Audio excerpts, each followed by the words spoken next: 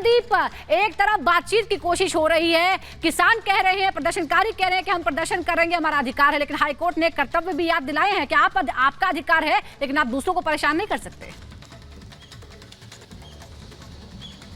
जी बिल्कुल ठीक बात है सुजाता। आज हाईकोर्ट में, पंजाब एंड हरियाणा हाईकोर्ट में इस बात की हियरिंग थी और उसमें हाईकोर्ट ने साफ तौर पे ये सवाल किसानों को किए कि आखिरकार ट्रैक्टर मोटर व्हीकल एक्ट के अकॉर्डिंगली सड़कों पे नहीं चल सकते और आप अमृतसर से शंभू बॉर्डर तक ट्रैक्टर में आए हैं और आगे दिल्ली भी ट्रैक्टर पे ही जाने की बात कर रहे हैं, तो ये कम्प्लीटली इलीगल है। और इससे ज़्यादा पंजाब सरकार को भी ये कहा है भी कई जगहों पर बहुत ज़्यादा लोग इकट्ठे हो रहे हैं तो वो जमा ना होने दे। और ये बड़ा सवाल जो है एक केंद्र को भी किया है कि अभी तक बातचीत से जो मसला है वो क्यों नहीं हल हो पाया है। हालांकि केंद्र सरकार ने ये जवाब दिया पंजाब एंड हरियाणा हाईकोर्ट में कि हमने उनको एक प्रपोजल दिया था एमएसपी के ऊपर, जिसकी बातचीत लगातार चल रही थी, 4 राउंड ऑफ टॉक्स हो चुके हैं, लेकिन उन्होंने ये प्रपोजल ठुकरा दिया है। लेकिन पंजाब एंड हरियाणा हाईकोर्ट ने बोला है कि मुझे एक फ्रेश रिपोर्ट फाइल करके दो जिसमें ये सारी चीज़ें मेंशन करके दो, कहाँ से कहाँ तक ये चला सफ़र, कितनी बातचीत हुई, कितने दौर हुए और क्या बातचीत में डिस्कस हुआ और कहाँ तक ये बात पहुंची है। रिपोर्ट तो मांगी गई है, लेकिन इसके साथ ही सवाल ये भी बन जाता है, जिस तरीके से हाईकोर्ट का रुख देखने को मिला है,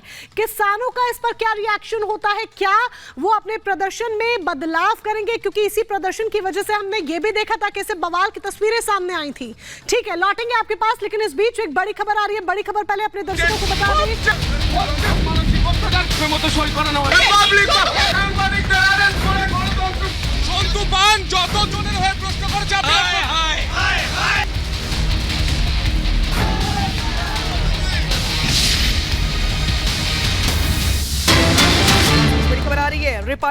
रिपोर्टिंग बंगला की अगर बात की जाए तो बंगला रिपोर्टर की गिरफ्तारी पर का ये पूरा का पूरा मामला है, जहां पे पश्चिम बंगाल के राज्यपाल सीवी आनंद बोस का बड़ा बयान सामने आया है और उनकी ओर से कहा गया दरअसल कि प्रेस को रिपोर्टिंग की आजादी होनी चाहिए। रिपब्लिक मीडिया नेटवर्क भी लगातार ये सवाल पूछ रहा है कि क्या प्रेस को रिपोर्टिंग की आजादी नहीं है? आखिर गुनाह क्या था, गलती क्या थी जिसके चलते संतू पान को गिरफ्तार किया गया? सुनिए क्या कह रहे हैं। I have already made my point clear yesterday. Any attempt to muzzle the press is deplorable. The press cannot be under pressure. The press should be free to report the truth that they see in the field. और राज्यपाल का बयान हमने यहाँ पर सुना और सीधे अब श्वेता का यहाँ पर रुख कर लेते हैं। श्वेता, देखिए बड़ी टिप्पणी उनकी तरफ से, बड़ा बयान उनकी तरफ से यहाँ पर दिया गया है कि प्रेस को रोक नहीं सकते हैं, एक रिपोर्टर को रिपोर्टिंग की पूरी आजादी है, लेकिन बावजूद इसके पश्चिम बंगाल की सरकार यानी कि ममता सरकार ये समझने को राजी नहीं और संतो पान के साथ जो हो रहा है वो पूरा देश देख रहा है।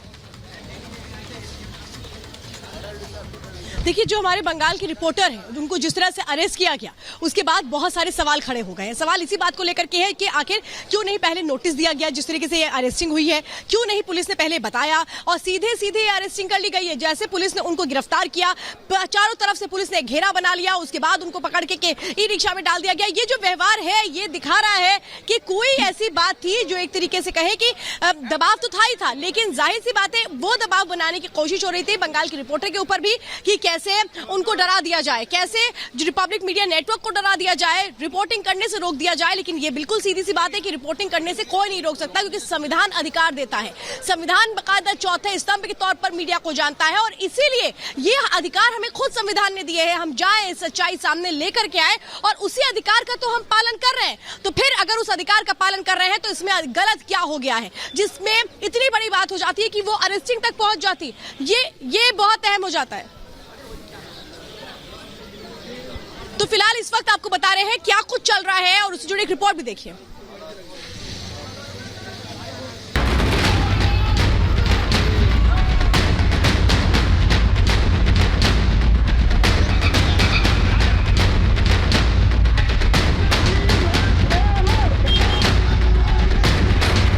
सीरिया से बुरा संदेश खाली का हाल, सुलग रहा बंगाल।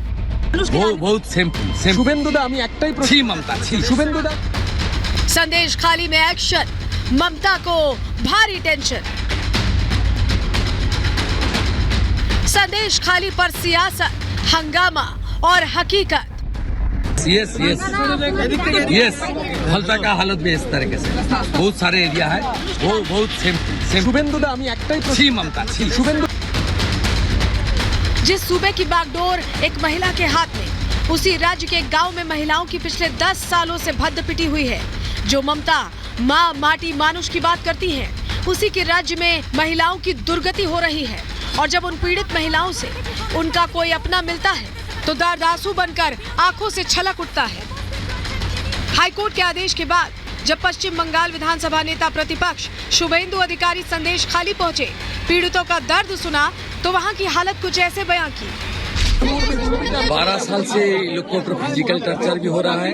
ममता जी मुख्यमंत्री होने के बाद एक भी वोट डालने नहीं दिया गया है। यहाँ सीरिया से भी खराब सिचुएशन।